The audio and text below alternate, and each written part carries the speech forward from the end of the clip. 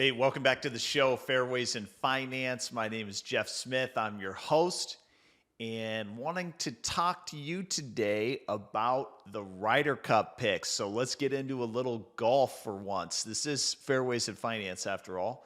And Captain Zach Johnson selected his 6 captains picks for the Ryder Cup today. And there were some couple surprises, but not crazy surprises. So captain's picks: Brooks Koepka, Jordan Spieth, Collin Morikawa, Ricky Fowler, Sam Burns, and Justin Thomas. So, of those guys, Brooks Koepka, little surprising because he's on live, but you really can't deny him. I mean, he almost won the Masters. He won the PGA Championship. He is one of the best players in the world. He's one of those guys that rises to the occasion on the biggest stages, and he has Ryder Cup experience. He's a good putter, great ball striker. I mean, he's no doubt one of the best players in the world. I think he's ranked 14th in the world right now, but that's because on the Live Tour you don't get world golf ranking points. So Brooks Koepka definitely makes sense. Jordan Spieth had a reasonably solid year this year. He's got Ryder Cup experience and a lot of it. He's played big in big-time events. He's a veteran, so to speak. Collin Morikawa, phenomenal ball striker, has had a pretty good year this year, played well at East Lake in the Tour Championship. He's one of the best iron players on tour, which is extremely valuable in a team event situation and match play. So Collin Morikawa, that's not a surprise. Ricky Fowler, he's got Ryder Cup experience. Ricky's had a great year this year. He almost won the U.S. Open. He has had many, many great years of putting, and putting is so important in these team events. And he's got experience, so he's got a great personality. He's a team player type of guy, and one that players I think can lean on in the locker room. Sam Burns. So Sam Burns will be making his debut in the Ryder Cup this year, and what's interesting with Sam Burns, another guy who's a great putter. So Sam Burns is building himself up as one of the premier players in the world. And I think a lot of people expect him to win major championships. So it'd be interesting to see him play on this stage. And then the biggest wild card, I think, out of all these picks was Justin Thomas.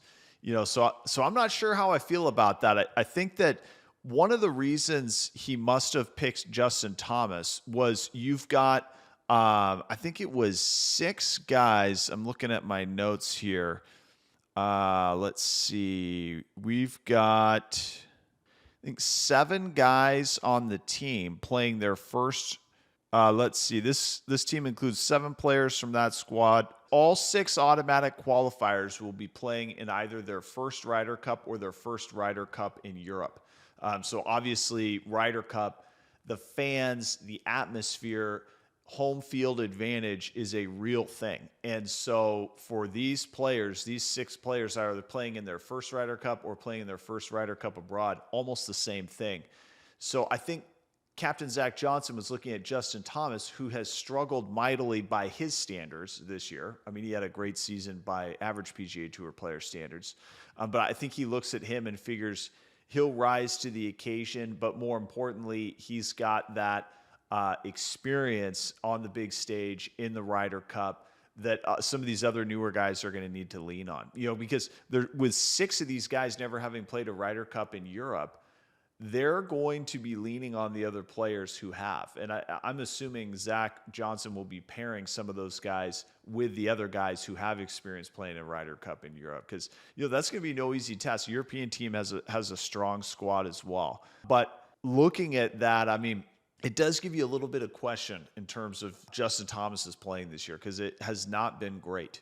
And there's some other guys who have played really well. You've got like a Lucas Glover who ended the season very hot. He's putting extremely well. He won the event right before the playoffs and then won the first playoff event in Memphis. I mean, that's just very recent play. So he's obviously playing well right now. I think maybe had he finished like top 3 in the Tour Championship, he could have been in that conversation. And then Keegan Bradley has played really well as of late. But, Keegan Bradley didn't just win back-to-back tournaments like Lucas Glover did. So in my mind, The other guy that you would consider aside from Justin Thomas is Lucas Glover. The problem with Lucas Glover is he's yet another guy without any Ryder Cup experience at all.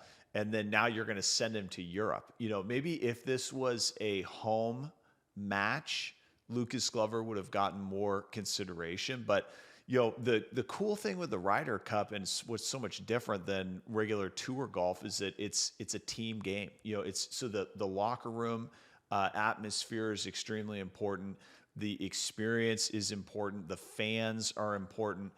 So it's a lot different environment than you would see in a regular tour event or even in a major championship. And so I think mentally, psychology-wise, experience level, that all is a huge factor in the Ryder Cup because all these guys are great players, but it's a matter of how are they going to handle the emotion and the gravity of the occasion playing in the Ryder Cup. Because you hear these guys consistently say some of those putts that they have and matches they have in the Ryder Cup, that's the most nervous they ever have been in their careers.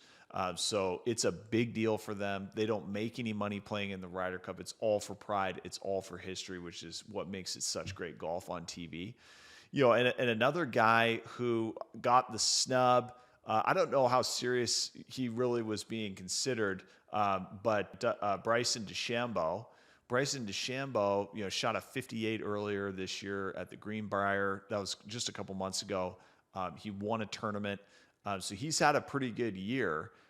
He played decent in the PGA Championship. So, he's been playing some good golf. But, everything you hear about Bryson, not a good team player, not a good locker room guy. And so then you throw the live thing on top of it. And I think it's just too much to overcome, especially for an away match in Europe. So, I'm extremely pumped for the Ryder Cup. This is one of my favorite golf events to watch. Masters, obviously, is my number one. But Ryder Cup, that's got to be top 3 or 4 of my favorite events to watch. I mean, now that they moved the PGA Championship up earlier in the year, that event is a lot more exciting. I mean, obviously, I love all 4 majors. But the Ryder Cup is right there with those. So I think the Ryder Cup is just so exciting. And then with it being every 2 years, with all the pride on the line, Europe versus USA. USA dominated the last Ryder Cup, so it's going to be really fascinating to see how they do abroad on foreign soil, hearing the boos, hearing the cheers. So really exciting week. I'm super, super excited to watch that and looking forward to it. And hope you enjoy it as well and get out there and play some golf.